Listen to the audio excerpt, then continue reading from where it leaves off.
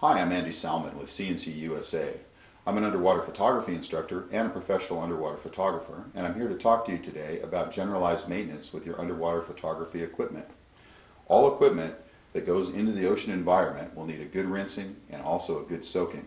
So we're going to make sure that you learn this today so that you can keep your equipment working in good order for many years to come. Each piece of equipment gets put into the salt water, of course, when we take it into the ocean environment.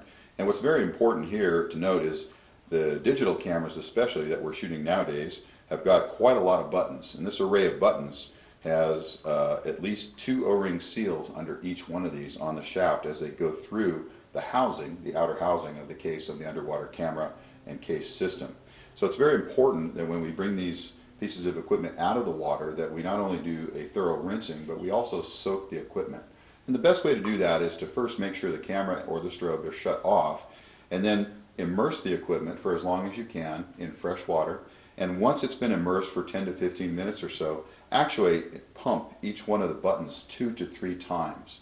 What that will do is that will flush some of the fresh water down into the O-rings where salt and other mineral deposits could be building up from the environment, from the water that you've been in the ocean. Once you've done that, take the camera housing out of the water.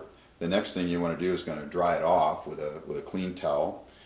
You can let it drip dry, but there are surfaces of the housing, like the glass surface, especially in the front where the port is for the lens, that you'd want to wipe off so that no hard water deposits get stuck there.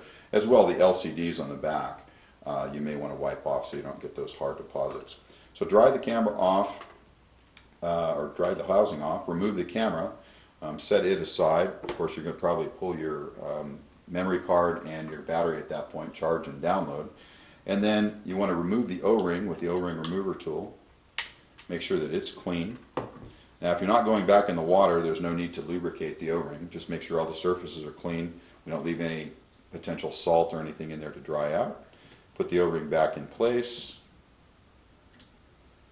Make sure the other surfaces are clean, the outer surface that the O-ring seals against, and of course the O-ring groove. And then close the housing back up. And you can pretty much store it just like that. The camera itself you can store in a cool, dry place, put the lens cap on the front of it, and you're all set to go. So real important, when your camera system comes out of the water, you rinse it thoroughly and then soak it, and after about a few minutes of soaking, you actuate all the different controls, pumping them several times to pump fresh water down into those internal O-rings that are down inside the housing that you can't normally access or maintain.